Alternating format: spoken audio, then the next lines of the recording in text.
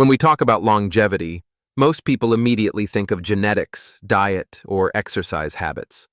I used to believe the same, until I came across a scientific report that completely shocked me. The report stated, over 90% of young people today make the same daily mistake. A mistake that seems harmless, but silently shortens their lifespan. That mistake is sitting too much. Have you ever noticed how long you sit in a day? I once tracked myself. From the moment I woke up until I went to bed, nearly 70% of my time was spent sitting, eating breakfast, working in front of a computer, commuting in a car, watching movies, then scrolling on my phone. Altogether, I realized I sat more than 10 hours a day. And this isn't just my story. It's the reality for most young people living in cities. Scientists call this the sedentary lifestyle. It may not sound serious, but hundreds of studies have proven that prolonged sitting has devastating consequences. When the body stays still for too long, blood circulation slows down, the heart pumps less efficiently, and oxygen delivery to the brain decreases. After just 30 minutes of sitting, blood vessels begin to stiffen, raising the risk of atherosclerosis. Sit continuously for 2-3 hours, and the enzymes that burn fat in your muscles drop by up to 90%. In other words, just by sitting, your body shuts down its fat-burning and blood sugar regulation systems. I remember watching a medical conference in the US where a doctor bluntly said, "Sitting is as dangerous as smoking." In fact, the World Health Organization, WHO, has classified physical inactivity as one of the top 4 leading causes of death worldwide, alongside smoking, alcohol abuse, and poor diet. The most shocking statistic I found was this: sitting more than 6 hours a day can shorten your life expectancy by up to 7 years. A friend of mine, a software engineer, is barely in his 30s but already has stage 2 fatty liver, high cholesterol, and constant back and neck pain. He told me, "I don't even eat that badly. I just sit all day for work. Who would have thought it could damage me this much?" His story is a living example that this isn't just theory. It's happening in real life, all around us. What makes this even worse is the common belief. I sit all day, but I'll hit the gym at night to make up for it. The truth is, science has shown that working out 1-2 hours a day isn't enough to fully reverse the harm caused by sitting 8-10 hours straight. It's like smoking cigarettes all day and thinking one detox drink at night will undo the damage. It doesn't work that way. The most dangerous part of this mistake is that it happens silently. You don't feel like you're dying while sitting, but inside, your body is slowly accumulating visceral fat, developing insulin resistance, and triggering chronic inflammation. These are the foundations of many deadly conditions: type 2 diabetes, cardiovascular disease, stroke, and even colon cancer. And here's the scary part. These negative effects start as early as your 20s, not just when you get older. I'm sharing this not to scare you, but to make you realize a simple truth. If we want to live long, we must start breaking the habit of prolonged sitting today. Because according to experts, this is the single most dangerous mistake that 90% of young people make every single day, without even realizing it. When I dug deeper into this issue, I discovered something even more alarming. Sitting too much doesn't just harm your physical health. It directly affects your brain and mental well-being as well. We often think that fatigue or stress comes from deadlines and workload, but in reality, our bodies are struggling with the prolonged sitting posture itself. Neuroscience research shows that when you sit for hours, blood flow to the brain significantly decreases. As a result, concentration, memory, and information processing all take a hit. I remember reading a study from the University of California showing that people who sit excessively have noticeably lower white matter density in the brain, the region responsible for memory, compared to those who are physically active. In other words, the habit of prolonged sitting is silently eroding our memory and cognitive abilities. A fascinating experiment in Japan went even further. After just 2 weeks of reduced physical activity, Participants showed signs of mild degeneration in the hippocampus, the part of the brain that controls memory and learning. This explains why so many young people complain, "I sit and study all day, but my brain feels foggy and nothing sticks." The problem isn't always workload, it's the lack of movement. And that's not all. Sitting too much is closely linked to mood disorders.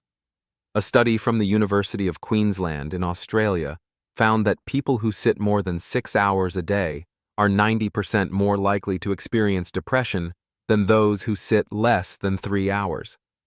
The reason is simple. When we move less, our bodies produce fewer endorphins, the feel-good hormones. At the same time, sitting too long raises cortisol levels, the stress hormone, making us more anxious and emotionally unstable. I've gone through this myself. During a busy project, I spent nearly all day glued to my computer. At first, I thought I was just tired, but soon I noticed my mood spiraling downwards. I couldn't sleep well, I lost motivation, and even lost interest in hobbies I used to enjoy. When I went to see a doctor, he didn't prescribe pills right away. Instead, he asked, "How much do you move in a day?" I stayed quiet, because the truth was embarrassing. Almost none. He told me, "Try standing up, walking, or doing light activity every hour. You'll feel a major difference." And he was right. Within weeks, my energy improved, my mind cleared, and my mood lifted. This shows that the mistake of prolonged sitting doesn't just shorten lifespan, it also steals the joy of daily life. Because when your brain slows down, your memory fades, and your spirit sinks, it's impossible to truly enjoy life, even if you have everything you need. A great example comes from Google. They once experimented with replacing their typical 3-4 hour conference room meetings with walking meetings, discussions held while walking. The result? Creativity and discussion quality skyrocketed, while employees reported far less stress. This proves that even small adjustments in the way we work can dramatically improve both health and brain performance. Looking back, I realize sitting too much robs us of 3 priceless things: health, intelligence, and mental well-being. These 3 are deeply connected, and if one suffers, the others follow. The danger lies in the fact that most of us don't notice, because sitting feels like the most normal thing in the world.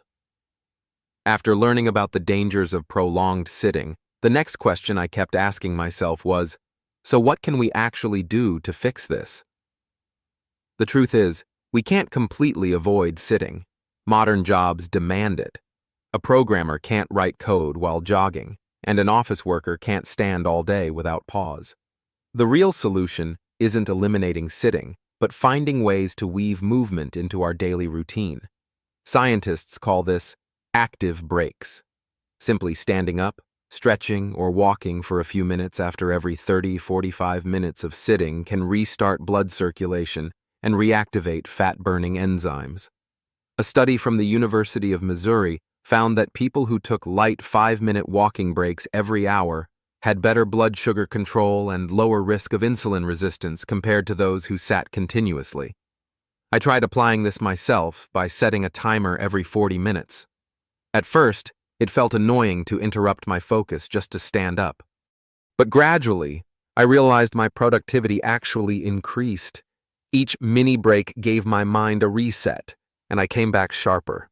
This is exactly why many leading companies now design flexible workplaces that encourage employees to move instead of being glued to their chairs. Another fascinating solution is the standing desk. I once thought it was just an office trend, but after using it, I finally understood why so many people swear by it. Standing while working made me feel more alert, my body more active, and my back pain noticeably reduced. A survey in the UK found that employees who used standing desks at least 2 hours per day reported 33% less fatigue and significantly higher productivity. Beyond that, I learned a valuable lesson from the people of Okinawa, Japan, home to some of the world's longest living individuals. They don't do heavy workouts or run marathons. Instead, they simply move throughout the day. Shopping, gardening, cooking, cleaning. These small, natural movements keep their bodies flexible, their blood circulating, and their musculoskeletal system constantly engaged. It's living proof that longevity doesn't come from extreme exercise, but from making movement a natural part of everyday life. I started copying this, taking the stairs instead of the elevator, walking over to a colleague's desk instead of sending a message, pacing while on phone calls instead of sitting down. These minor adjustments added an extra 2,000 to 3,000 steps to my day without ever feeling like exercise. Most importantly, keeping up with these active breaks doesn't just protect your heart and muscles, it also preserves the lifespan of your cells. A Swedish study found that people who regularly stood up and walked had longer telomeres, the protective caps of DNA that determine cellular aging, compared to those who sat for long stretches. In other words, these tiny habits literally extend your biological life. When I realized this, it struck me. Fighting the dangers of sitting isn't about one big lifestyle overhaul. It's about small, consistent choices every single day. Every time you stand up, every extra step you take, every stretch you make, they all add up into a health savings account for your future. And that, I believe, is the overlooked secret to living a longer, healthier life. What struck me the most is this question. If we already know sitting is harmful, why do most young people still keep doing it? After reflecting on myself and observing others, I realized one simple truth. We are chained to our chairs not just because of work, but also because of modern technology and lifestyle. Think of a typical day for a young person in the city. In the morning, instead of walking to the market or biking to school like past generations, they sit in a car or on a motorbike. At work or school, they spend 8 hours in front of a computer, sitting. In the evening, instead of light activity or talking with family, many spend hours sitting in front of a phone or TV. Technology has turned life into a cycle of sit, stare at screens, sit some more. The danger is that our brains gradually adapt to this comfort. Sitting feels safe, effortless, and energy-saving, creating a false comfort zone. The less we move, the lazier the body becomes, and the brain reinforces the habit of prolonged sitting. That's why, even knowing that movement is healthy, it's so easy to justify. I'm too busy. I'll exercise tomorrow. A survey in the US found that 60% of young adults believe going to the gym 2 to 3 times a week is enough to balance out a sedentary lifestyle. But as I shared earlier, that's a misconception. Exercise helps, but it can't erase the cumulative damage from sitting 10 hours every single day. It's like saving a little money but spending twice as much daily. In the end, your account still goes negative. I'm reminded of my father, a hard-working man who spent over 20 years at a desk job with very little movement. By his early 50s, he was diagnosed with metabolic syndrome, belly fat, high blood pressure, and elevated blood sugar. The doctor said bluntly, "The main cause isn't diet, it's inactivity." That was a wake-up call for me. If I don't change my habits now, I might face the same fate in the future. One major reason change is so difficult is workplace culture. In many places, standing up frequently can be perceived as a lack of focus or professionalism. I once worked in a company where I felt self-conscious every time I stood to stretch or walk. This silent pressure kept everyone glued to their chairs, even when they were clearly uncomfortable. But in more progressive companies, they've redefined this culture. Employees can work flexibly, walk during calls, hold meetings outdoors, and even use stretching rooms designed to encourage movement. This is why I believe overcoming the dangers of sitting isn't just an individual responsibility. It's also a responsibility of our environment and culture. If schools, companies, and families collectively create conditions where movement feels natural, it becomes much easier for people to adopt healthier habits. What I've learned from all of this is we shouldn't treat movement as a chore, but as a natural instinct that needs to be restored. For thousands of years, our ancestors survived by constantly moving. hunting, gathering, walking miles daily. It's only in the last few decades that we've been chained to chairs. So the secret to longevity isn't some exotic hack. It's simply returning to the natural rhythm our bodies were designed for. Looking back at my journey of studying prolonged sitting, I realized something important. Longevity doesn't come from distant secrets, but from small choices we make every day. Young people often treat health as if it were an endless account, something they can withdraw from whenever they want, without consequences. But the truth is, the body has a limited budget. If we drain it with inactivity today, one day it will repay us with disease.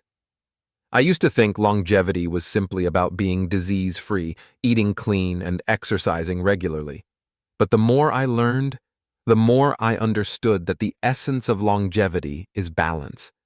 You can eat perfectly, but if you sit all day, you're still cutting years off your life. You can exercise hard, but if stress and isolation dominate, your spirit suffers. On the other hand, small habits like standing more often, walking lightly, and keeping a positive outlook are the true sustainable keys. What fascinates me is that many studies of the blue zones, regions with the world's longest living populations, show a common theme. They don't try to live long, they just live naturally. They walk when needed, garden daily, chat with friends, eat in moderation, and sleep on time. These simple, ordinary actions create extraordinary results. I remember visiting a 92-year-old woman in the countryside. She still grew her own vegetables, cooked her meals, and cleaned her home. She told me, "I walk around the garden every day, not to exercise, but because it makes me happy." That unintentional movement was the very reason she remained strong and sharp well into her 90s. So how do we apply this in our modern lives? I believe the answer lies in building an active lifestyle within our current reality. We don't need to quit our jobs and move to a farm, but we can. Break up sitting time by standing every 30 to 40 minutes. Walk instead of driving for short distances. Make movement enjoyable. Listen to music while walking. Talk with a friend while jogging. Shape our environment to support activity. Use standing desks. Remind friends to move together. Arrange our homes so we naturally walk more. The more I practiced this, the more I realized a simple truth. Health doesn't come from grand decisions, but from countless small actions repeated daily. And reducing sitting while adding movement is the single small action with the biggest impact. Today, too many young people chase productivity, thinking they can make up for health later. But the body doesn't work that way. It remembers every habit, every hour you sat, every time you chose stillness over movement. Eventually, these choices add up, either to long-lasting health or early disease. So if you truly want to live long, don't just think about diets or gym routines. Start with the simplest thing. Stand up right now. Take a few steps, stretch, and breathe deeply. Treat each act of movement as a small dose of medicine that extends your life. Because it's these tiny doses, repeated day after day, year after year, that truly determine whether you live a long and joyful life. So remember, longevity isn't measured by how many years you live, but by how you choose to live each day. If you want to live long and stay truly happy, start with the smallest choices today. Stand up, take a step, and let your body live the way it was designed to. If you found this video valuable, don't forget to like, subscribe, and hit the notification bell so we can explore more fascinating science-backed secrets to living longer and healthier together.